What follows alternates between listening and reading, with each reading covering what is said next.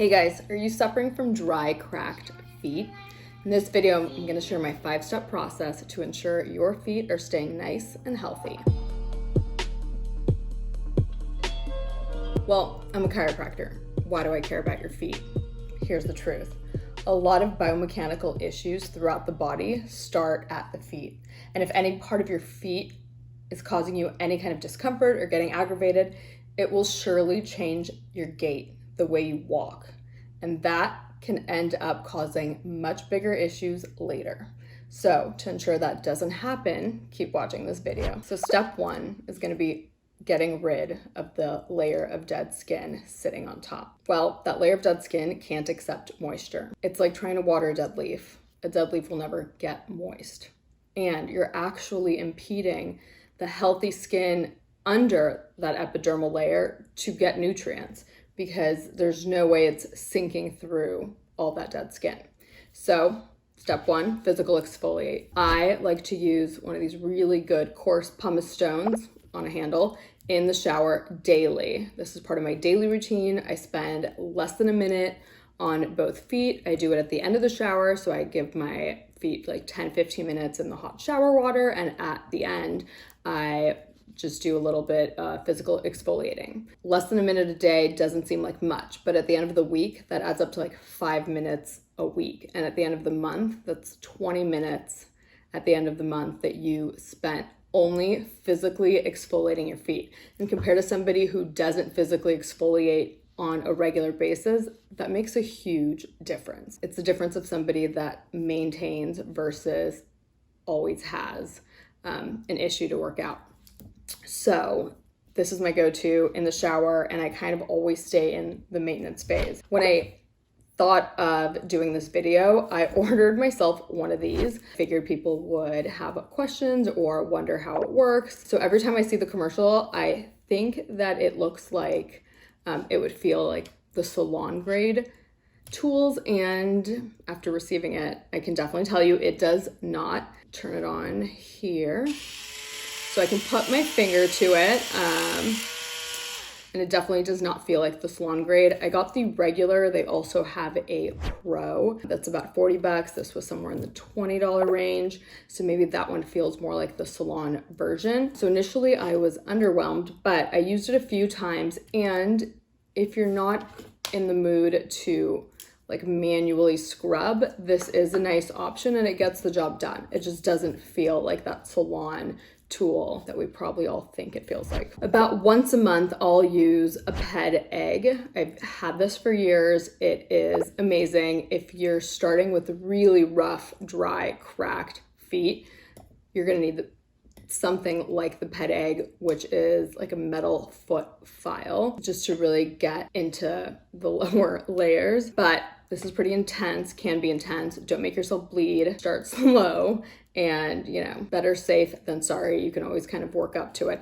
Why I like the Pedegg over other foot files, sometimes that metal foot file can leave the skin rough or feeling more rough than when you started. And this has like this soft file on the underside, which actually the two together leave your skin feeling smooth. So after physically exfoliating the feet, step 2 is use a chemical exfoliator in the form of alpha hydroxy acid, or AHA. So I think the most popular AHA is glycolic acid. And the purpose of a glycolic acid is to break the bonds between your epidermal, that tough, dead exterior skin layer, and the healthy layer underneath. So it actually is peeling those rough exterior layers off. Glycolic acid out of the AHAs is a more intense acid. If this was on your face, I would definitely recommend starting with something like a lactic acid, which is less intense. But the skin on our feet is much thicker than other parts of our body. So generally you should be fine starting with a glycolic acid. I apply it to the feet with a cotton pad, just like I would to my face. And this is actually the glycolic acid I use on my face. I just like having less products in the cabinet, so it works for me. And yeah, basically after you physically exfoliate, I'll do this like twice a week maybe. And I would definitely recommend to work up to it. So start with once a week, and if that's fine, work up to maybe twice a week. If you need a little more, you can go 3 times a week, but definitely know that there's a good chance the heels might peel if we're starting with an intense dry heel. The other thing that's super important to note with a glycolic acid, or really any alpha hydroxy acid, is it makes your skin sensitive to sunlight. So this is a good process to do specifically in the winter if you're super dry and kind of starting out. But if you are going to use these steps when you know you're going to be in sunlight, make sure you are putting sunscreen on your feet, on the bottom, on the heels. Cover it all because it will make your skin sensitive. And the last part of a glycolic acid is that it contains water. And this is going to be important for step number 3, which is our humectant. So the most popular humectant is definitely hyaluronic acid. Basically, the purpose of a humectant is to pull water into the skin. With step 2, leaving water on that surface, coming in with a hyaluronic to cover that up is really going to pull it into the skin, because if you want the humectant to be able to have water to actually pull in, you have to give it moisture from somewhere. If you live in a humid climate, it can pull it out of the air, but I live in LA, that's not the case. So definitely I like to put it on top of skin that's moist from step 2. So I put it on just with using my hands. It doesn't require a cotton pad or anything.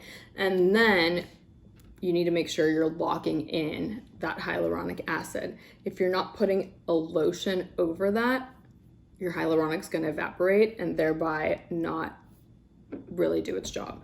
So this is what I've been using lately. I've been using the Weleda Skin Food. I have the light version, and I wouldn't say it's greasy, but it definitely is buttery, which makes it a really good emollient. And that's a product that will soften your skin. And speaking of an emollient, Aveeno makes a really good emollient foot mask. So if you're looking for something that will soften the skin on your feet, I'll link it below. It's a really good one. It gets amazing reviews, and definitely want to try to soften those heels up. So super buttery, but that is what actually locks that outer barrier of skin to prevent water loss. And then I also really like O'Keeffe's Working Hands. They also make a foot one. I just like having minimal products at home, so this works just fine.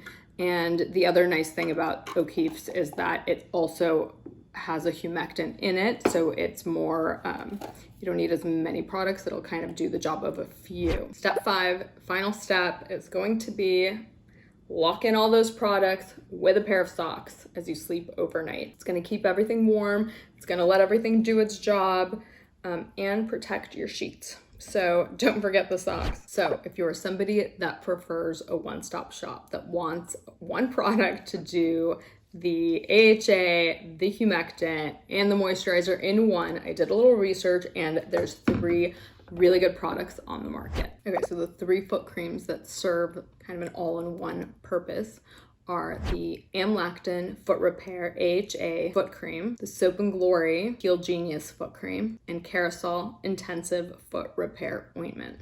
Okay, so those are my 5 steps for keeping the feet feeling nice and fresh. If you have a product that you love or a routine that you love, I'd love to hear about it. Share it with me in the comments below. And if you like this video, go ahead and give me a thumbs up, subscribe to the channel, and hit the notification bell so you're notified on future videos that I post. And I'll see you in the next one.